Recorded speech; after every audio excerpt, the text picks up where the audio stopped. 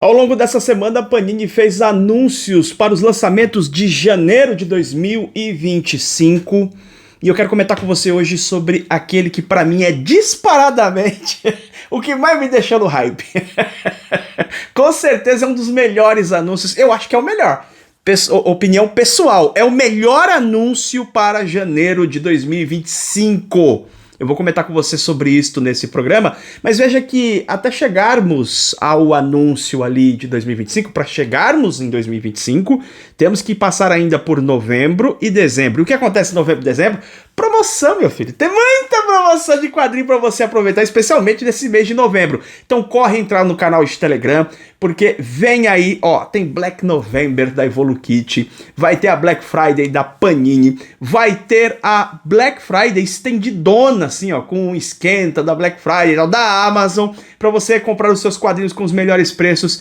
Entre no nosso canal de Telegram para você ficar sabendo tudo em primeira mão, beleza?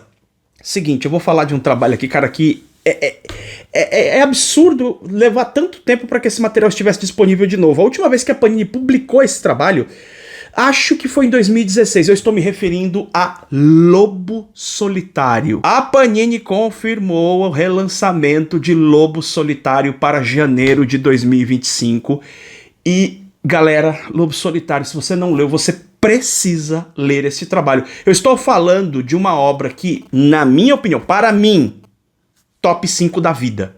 Fácil, tá numa prateleira muito, muito alta. É uma obra simplesmente magistral. Olha, eu não tenho condições de afirmar que é o melhor mangá já feito, mas com certeza ele é um dos mais influentes. Esse trabalho foi feito lá nos anos 70, teve série de filmes na época, tem os filmes do Lobo Solitário, e foi referência para um monte de coisa, cara. Samurai Jack, lembra desse desenho? Adorava esse desenho. Tem inclusive um episódio curtinho. Eles fazem uma homenagem ao Lobo Solitário. É um mangá de samurais, 28 números a coleção fechada, e pelo que eu entendi ali, não me parece que vai vir numa edição especial, como tem saído alguns mangás, 3 em 1, 2 em 1. Não, eu acho que ele vai sair nos 28 números mesmo, e eu quero recomendar muito por duas razões, tá? Primeiro, por conta da qualidade de história, que é incrível, vou comentar já já com você um pouquinho sobre o plot desse trabalho, do que fala o Lobo Solitário, afinal de contas, e porque eu tenho uma questão também que se conecta com um certo herói que gosta de se vestir de morcego. Sim, eu estou falando do Batman. Eu já vi muitas análises sobre um dos principais quadrinhos do morcego, é o meu favorito, que é o Batman, o Cavaleiro das Trevas, do Frank Miller, e eu já vi análises tentando elaborar melhor sobre qual seria, digamos assim, a inclinação, talvez política, a inclinação de ação do Batman nas histórias.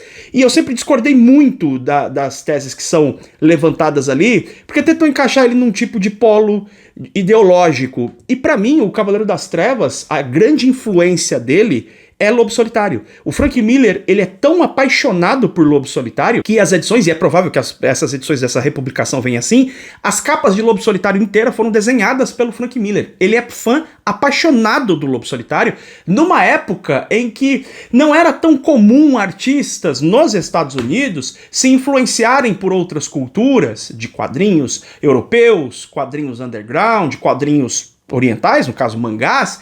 O Frank Miller faz isso e apresenta isso de forma muito nítida nos seus trabalhos do Demolidor. A fase dele do Demolidor tem um elemento ali, pô, tem os ninjas do tentáculo, tem Elektra, tá ali o elemento do mangá, e ele vai levar isso depois para um trabalho autoral, que é o Ronin, não precisa nem dizer, é um samurai que mistura ali elementos de uma história punk, cibernética, pós-apocalíptica, muito no estilo Moebius, muito no estilo do quadrinho francês, especialmente. E no caso de Cavaleiro das Trevas, muitas pessoas ignoram isso, mas a essência da missão do Batman em Cavaleiro das Trevas, na minha leitura, ela está conectada 100% com a essência da missão do protagonista de Lobo Solitário, que é Itogami. Aliás, dá pra dizer que tem dois protagonistas, que é a dupla, é pai e filho, Itogami e o Daigoro, né?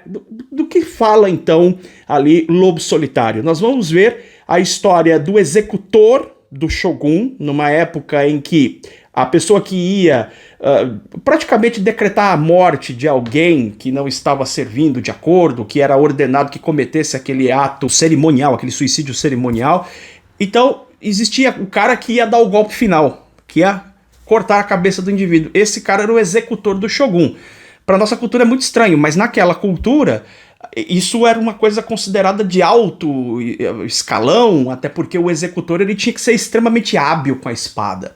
Ele tinha que ser muito versado na arte, no manejo da esgrima. Era realmente um artista marcial de primeiro nível.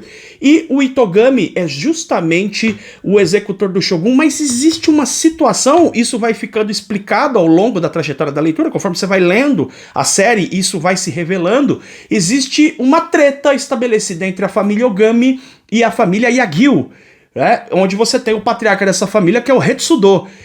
E, cara, é feita ali uma trama, tá? Para que o Itogami seja incriminado de uma forma completamente injusta. Ele sabe que ele caiu numa maracutaia, e então em determinado momento ele larga esse mundo das honrarias, ele abandona o mundo do samurai, daquele cara que é uma figura muito proeminente naquela cultura, naquela sociedade, e ele passa a atuar como um ronin, ou seja, ele é um samurai sem mestre, sem chefe, sem líder, né? Ele é realmente alguém que está andando, como ele mesmo diz, ao longo de toda a trajetória do mangá, no meio fumador. O meio fumador é descrito no mangá como o caminho da morte e do inferno, porque ele tem uma missão clara e específica, que é a missão de se vingar. Ele vai se vingar da traição que ele sofreu, e ele leva junto com ele na jornada, por opção, não do Itogami, mas do pequeno Daigoro, que é um bebê de 3 anos, cara. O Daigoro decide seguir o seu pai nesse caminho. Você fala, mas como assim uma criança de 3 anos? Pois é, você vai ter que ler para entender. É muito louco, é muito louco, é muito louco, mostra uma cultura muito diferente e é sensacional, e a gente acompanha então a trajetória do Itogami nesse caminho da vingança. E, cara, tem cenas arrepiantes, tem lições ali. Todo mundo que lê Lobo Solitário fica abismado com essa, digamos assim, filosofia pessoal do Itogami, essa postura, essa autodisciplina, esse caminho que ignora todas as convenções sociais e segue rumo à sua missão. Eu, sinceramente, nunca ouvi falar de alguém que tenha lido o Lobo Solitário na completude e não tenha ficado assim com um nó na garganta. Eu admito, vou dizer porque é a mais pura verdade. Quando eu li Lobo Solitário pela primeira vez, eu devorei, assim, eu tava lendo 3 mangás por dia, assim, 3, 4, eu li muito rapidamente os 28 números, vai bater sei lá quantas 1000 páginas, é página pra caramba, cada volume ali deve ter em torno de 300 páginas, eu li aquilo muito rápido, cara, e quando eu terminei Lobo Solitário, eu estava em prantos, não tem o que dizer, porque aquilo é uma catarse, aquilo sabe, você termina a história com aquilo te entregando tudo, é fantástico, fantástico, você tem 2 grandes nomes ali produzindo essa obra, que é o Kazuo Koike e o Gozé Kojima. Isso me deixou muito feliz porque eu tô há anos esperando essa republicação. As minhas edições de Lobo Solitário são ainda as de 2004, a primeira vez que a Panini publicou, e eu tava louco pra poder, digamos assim, né, comprar uma edição mais nova, com papel melhor e tal. Então vai chegar a oportunidade agora em janeiro. Cara, é sensacional e eu recomendo. Eu fiz questão de fazer um vídeo aqui pra te avisar isso, tá? Janeiro de 2025 começa a sair Lobo Solitário, 28 números.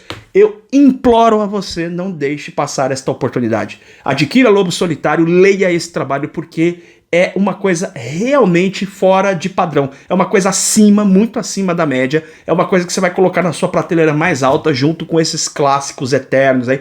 Lobo Solitário é um desses trabalhos, tá? Deixa o seu comentário, quero saber a sua opinião. A gente se vê em breve em mais um programa do canal BBHQs. Beijo enorme no seu coração. Tchau, tchau.